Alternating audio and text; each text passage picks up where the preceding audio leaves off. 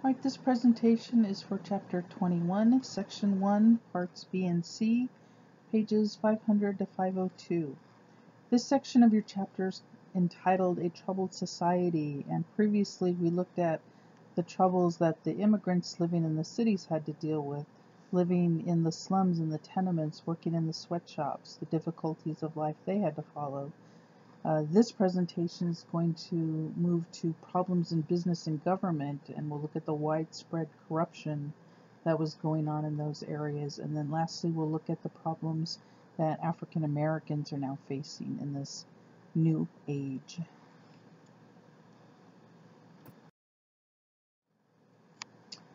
All right, you may be familiar with the game Monopoly. A monopoly is having exclusive control of a commodity or a service in a particular market, or a control that makes possible the manipulation of prices.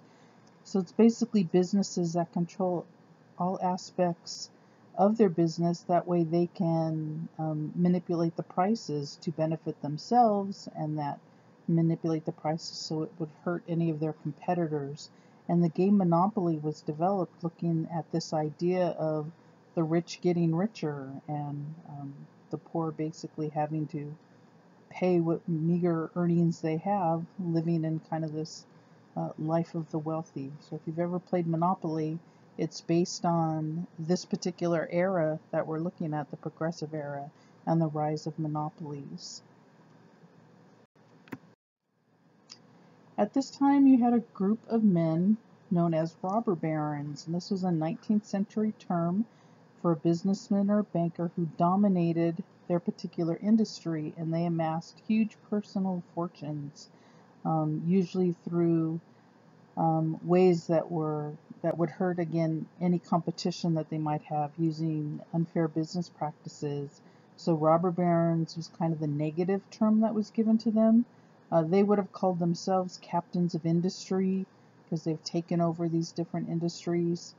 Some examples, these are the most well-known. Andrew Carnegie developed company U.S. Steel and controlled the steel market. Hershey, you heard of Hershey chocolates. This is when it started. It still exists today, but he created a monopoly on kind of the chocolate industry. J.P. Morgan was banking and financing. John D. Rockefeller started Standard Oil, which is a division of Chevron Oil today. Leland Stanford, Cornelius Vanderbilt, both in the railroads. But they were all men who created these industries where they monopolized that particular industry. They controlled everything that had to do with that industry, and they profited in the millions from it. So one of the problems these robber barons were causing was, especially with the railroads would give rebates to large companies who are shipping a lot of their goods along the rail lines, and then they would gouge the smaller markets who only would ship occasionally, so didn't use the railroad as often, and they would have to pay higher prices than the companies that use the railroads on almost a daily basis.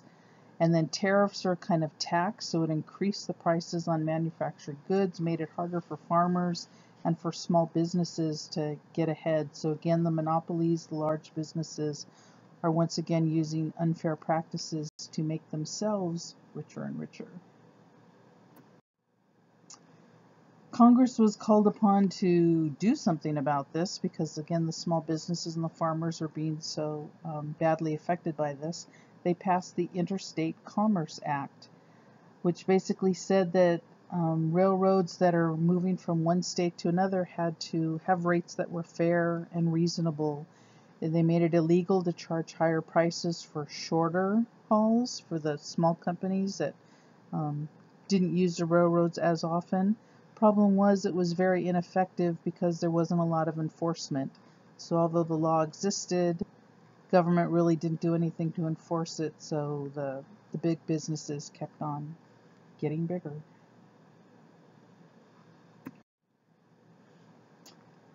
All right, within the city levels and within the states as well, you have the development of what were called political machines. And these were groups of men primarily that controlled the activities of the political parties in the city, the Democrats and the Republicans primarily. You had bosses, precinct captains. The boss of the city is the one who kind of ran the whole city, and he would make sure that their candidates would be elected. They would do it through bribes, through coercion, through threats, and make sure that the city government worked to their advantage and that they were profiting off of it. If you look at this political cartoon, that's a city boss. He's standing next to the ballot box where you would put your votes in. And it says, in counting there is strength, because if you're in charge of counting the votes of an election, you can kind of imagine who's probably going to win, the people you want to win, because you're going to count them however you want to count them. So these political machines are basically running the cities.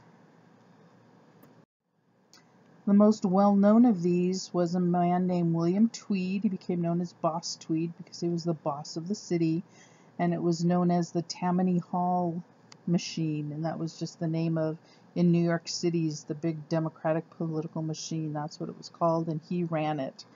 And you can see from 1869 to 71, he led the Tweed Ring, made millions and millions of dollars for himself and for his followers by basically overcharging the city for various things, and he just pocketed all that money. He was convicted on 120 counts of fraud and extortion.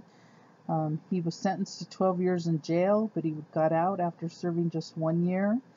He was eventually rearrested, but then he escaped, and that's a little cartoon there. You can see him kind of making his way out of the jail.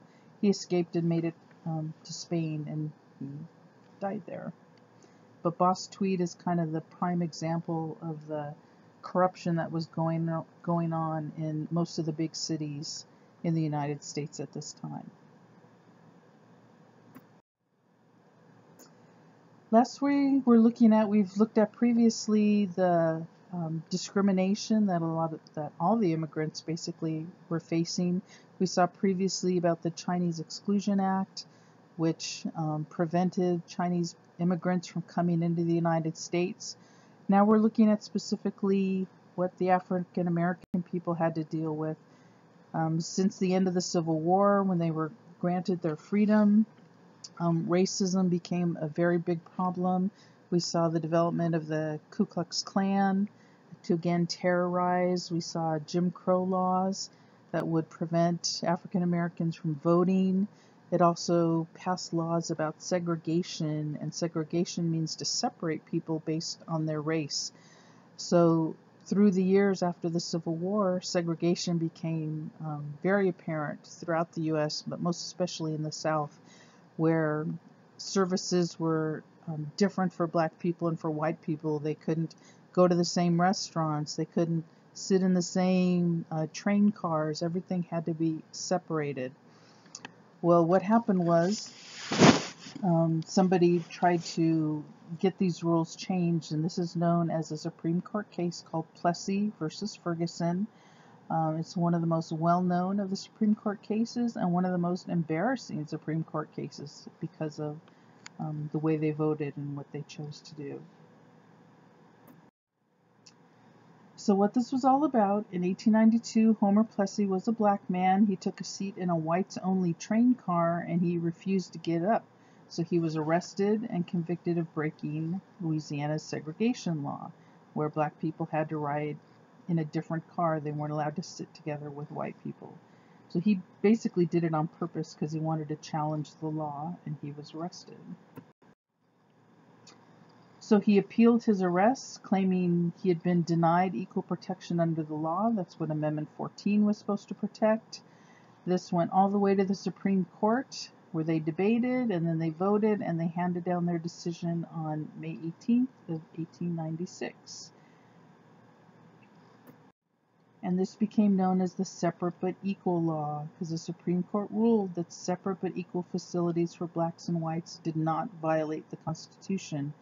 So they basically said it was legal to have facilities that separate black people from white people as long as the facilities were equal. Well, problem was the separate part always worked, but the equal part very rarely worked. The white people, of course, had the nicer restaurants, they had the nicer everything, and black people had the less than nice and the broken down things. So this particular ruling stood until 1854, for the next several decades.